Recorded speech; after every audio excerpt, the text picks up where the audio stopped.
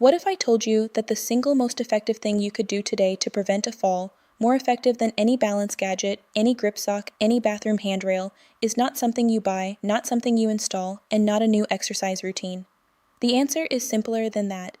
It is a change in how you walk. One small, specific adjustment to a movement you have been doing your entire life, and almost certainly doing wrong for the last several years without knowing it. After 26 years of working with adults over 70 as a physical therapist, I have seen this pattern more times than I can count. A person comes into my clinic after a fall. They feel confused. They feel embarrassed. They say, "I was just walking across the kitchen. I wasn't doing anything unusual." And they are right. They weren't doing anything unusual.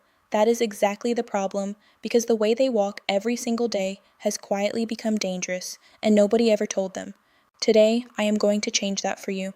I am going to show you what is most likely happening in your walk right now, why it is putting you at serious risk, and the one simple change that can begin protecting you immediately, starting with your very next step. No equipment, no gym, just one adjustment that could genuinely save your life. Before we dive in, if you haven't subscribed yet, I recommend you hit that button and turn on the bell, so you never miss another health tip made just for you. If you enjoy this video, type 1 in the comments. If not, type 0 to let me know how I can make better content for you. The problem. Shuffle gait. Let me describe something to you, and I want you to think honestly about whether this sounds familiar. Imagine someone walking down a hallway. Their steps are short, much shorter than they used to be. Their feet barely leave the ground with each step, sliding forward in a low, shuffling motion rather than lifting cleanly off the floor. Their upper body is leaning slightly forward, their gaze is tilted down toward the ground, and their arms are barely swinging at their sides. They are moving carefully, deliberately, because somewhere in the back of their mind, they are aware that the floor feels less trustworthy than it used to. This is called a shuffle gait, and it is one of the most walking patterns I see in adults over 70. It develops gradually, so gradually that most people do not notice it happening at all. What starts as a little caution after a close call becomes a habit. The steps get shorter, the feet stop lifting, the posture shifts forward. And what feels like careful, safe walking is actually one of the highest risk movement patterns your body can adopt. Here is why. When your feet shuffle close to the ground, any irregularity on that surface, a rug edge, a slight rise in the flooring, a crack in the sidewalk, becomes an instant trip hazard. There is simply not enough clearance between your foot and the floor for anything to go wrong without it going very wrong. And because your steps are short and your weight is already pitched forward, the moment your toe catches something, your body has no time and no room to recover. The fall happens before you even realize you are falling. Shuffle gait also signals something deeper. The muscles responsible for lifting your legs, your hip flexors, your glutes, your core, have weakened from underuse, and the neurological connection between your brain and your legs has slowed down. The good news is that both of these things are reversible, and it starts with one change. The one change? Heel strike. The change I want you to make is this. From this moment forward, every step you take should begin with your heel. This is called a heel strike, and it is how human beings are biomechanically designed to walk. When you are young and your gait is natural and unguarded, your heel hits the ground first with each step. Your weight then rolls forward through the arch of your foot, across the ball, and pushes off through your toes to drive the next step. It is a smooth, continuous rolling motion, and it is one of the most efficient and stable movement patterns the human body produces. But here is what happens over time. As the muscles weaken and confidence in our balance quietly erodes, that heel strike disappears. The foot starts landing flat, or even toe first, in a pattern that is shorter, lower, and far less stable. We stop rolling through the foot, we stop pushing off, we start shuffling, and with every passing month of shuffling, the muscles that produce a proper heel strike get weaker and weaker because they are simply not being asked to work.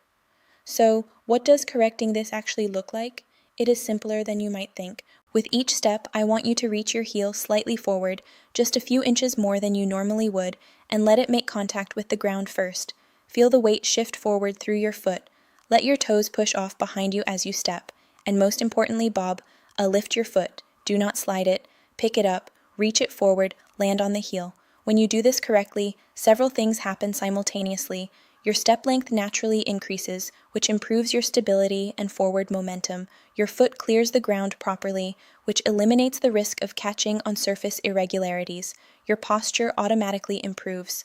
The heel strike pulls your weight back and upright out of that forward-leaning shuffle position, and your hip flexors, glutes, and core are suddenly being asked to work again. Music, which begins rebuilding the very strength that protects you from falls.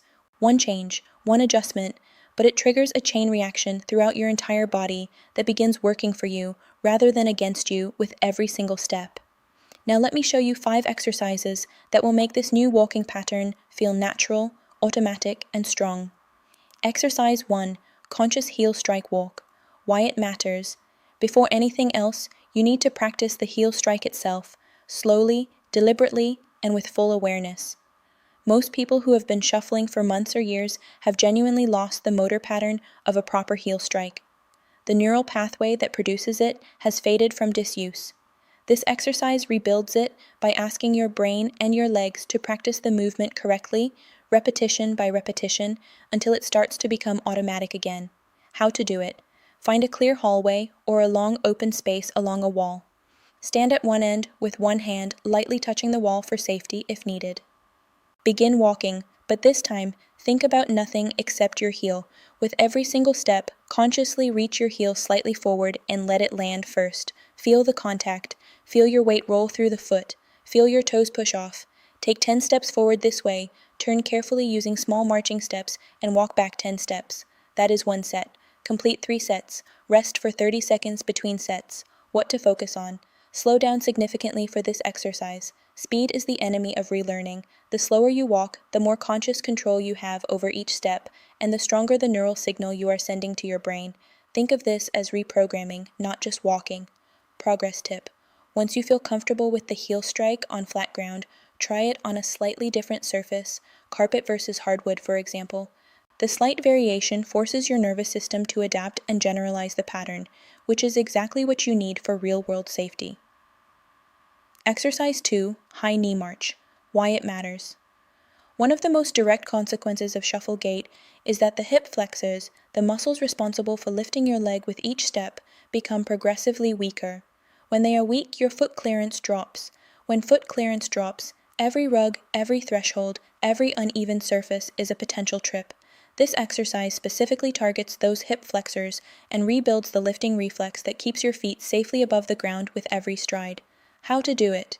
Stand behind a sturdy chair with both hands resting lightly on the back for support. March in place, lifting your right knee towards your chest as high as you comfortably can, then lowering it back to the floor with control. Then lift the left knee. That is 1 full repetition. Complete 15 repetitions on each side, 30 total lifts, at a slow, deliberate pace. The lift should feel effortless. If it feels too easy, you are not going high enough. What to focus on. Stand tall throughout. Do not lean your upper body backward as your knee rises. Keep your torso upright. The lifting work should come entirely from your hip, not from momentum or body lean, and control the descent just as carefully as the lift. The lowering phase is equally important for building the eccentric strength your leg needs when your foot returns to the ground. Progress. Tip. As this becomes easier, practice the march while moving forward slowly through your hallway, lifting each knee before stepping, then placing your heel down first. You are now combining this exercise directly with exercise 1, which is the closest simulation of proper walking you can train at home. Exercise 3, Stride Length Walk. Why it matters.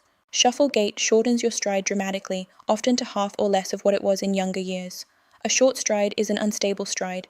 It reduces your momentum, disrupts your balance rhythm, and forces your center of gravity into an awkward forward pitch position. This exercise gently challenges you to extend your stride length back toward a safer, more stable range, rebuilding the confidence and muscle memory that a proper walking gait requires. How to do it. Place 2 pieces of tape on the floor of your hallway about 18 inches apart. This is your target stride length. Stand at one end, take a step forward, and aim to land your heel at or just beyond the second piece of tape. Then step with your other foot, landing the heel at the same distance. Walk the length of the hallway this way. 10 full strides, then turn and return. Complete 2 full lengths of the hallway. Focus entirely on step length and heel contact. What to focus on. Do not lunge or overreach. The goal is a comfortable, natural extension of your stride, not a dramatic exaggeration. If 18 inches feels too far, start with 12. The distance matters less than the habit of reaching that heel forward with intention on every step. Progress tip: over time, move the tape markers slightly further apart, half an inch at a time, to progressively challenge your stride length. Most people are surprised by how quickly their stride naturally lengthens once they begin training it consciously. Exercise 4, slow motion walk. Why it matters. Speed is where proper walking mechanics break down. When we walk fast, or even at our normal everyday pace, we rely on habit and momentum rather than conscious muscle control. For someone rebuilding a walking pattern, speed is the enemy. The slow motion walk removes speed from the equation entirely, forcing every muscle involved in walking to work independently and with full control. It is one of the most powerful neurological training tools available for relearning safe movement. How to do it: stand at one end of your hallway, begin walking at the slowest pace you can physically manage, so slow that each step takes a full 3 to 4 seconds to complete. Lift your foot, pause briefly in the air, reach the heel forward, lower it to the floor, feel the weight shift, push off with the toes, and begin the next step. Walk the full length of the hallway in this slow motion style. Turn carefully and return. That is one set. Complete 2 sets. What to focus on. This will feel strange. Slow motion walking is genuinely difficult because it removes all the shortcuts that habitual movement relies on. Every wobble you feel is your balance system being trained. Every correction your ankle makes is your nervous system rebuilding its responsiveness. Embrace the difficulty, it is the whole point. Progress tip: try closing your eyes for 2 or 3 slow motion steps once you feel steady near the wall. This dramatically increases the proprioceptive challenge and accelerates the neurological adaptation you are building. Exercise 5, obstacle step over. Why it matters. The controlled environment of a hallway is a starting point, but real life is full of obstacles. Rugs, door thresholds, pet toys, electrical cords, garden hoses. Every one of these is a potential trip hazard for someone with shuffle gait and low foot clearance. This exercise trains your brain and your legs to detect an obstacle, lift the foot high enough to clear it, and land safely on the other side, which is the exact sequence your body needs to execute in a fraction of a second when real life presents the same challenge. How to do it: place a pool noodle, a rolled-up towel, or a similarly soft, lightweight object on the floor of your hallway. It should be about 4 to 6 inches high. Stand a few feet back from the obstacle with a wall or chair within reach for support. Walk toward the obstacle at a normal, controlled pace. When you reach it, lift your right foot deliberately, high enough to clear the obstacle with room to spare, and step over. Then lift your left foot and clear the obstacle completely. Continue walking a few steps beyond it, turn carefully, and return stepping over the obstacle again. Complete 5 passes in each direction. 10 total step overs. What to focus on. Do not rush as you approach the obstacle. Slow down slightly as you get close, pick your foot up early, well before you reach the object, and make a conscious, confident step. The goal is to train your brain to recognize an obstacle, respond in advance, and execute the clearance with control rather than panic. Progress tip: once this feels easy, try varying the height of the obstacle, slightly higher one week, a different texture the next. You can also practice stepping over it while carrying something light in one hand, which is a more accurate simulation of the way real-life trips tend to happen. Important safety warning. Before you begin practicing any of these exercises, I need you to take this seriously because your safety is everything. If you have recently had a hip or knee replacement, or being treated for plantar fasciitis or any heel condition, or have been told by your doctor to avoid weight-bearing exercise, please speak with your physician or physical therapist before attempting these movements. Some exercises may need to be modified for your specific situation. Always practice near a wall, countertop, or sturdy chair. Never rush these exercises. Wear non-slip footwear or go barefoot on a safe surface. And if at any point you feel sharp pain, dizziness, or anything that does not feel right, stop immediately. There is no movement here worth risking your safety over. Progress at your own pace and trust your body to tell you when it is ready for more. Closing. Over the last several minutes, you have seen how numbness and tingling in the legs and feet after 70 is not something you have to accept as permanent. It begins with waking up the smallest muscles, the ones in your toes, your arches, and your ankles. Then it moves upward through the ankle joint, the calf, and the full lower leg, rebuilding the circulation pathways that keep your nerves nourished and alive. Each exercise in this routine builds on the one before it, exactly as the body prefers to heal. The seated toe and ankle wake-up sends the first signal. The ball massage drives blood into the smallest vessels. The heel-to-toe weight rock reconnects your nervous system to the ground beneath your feet.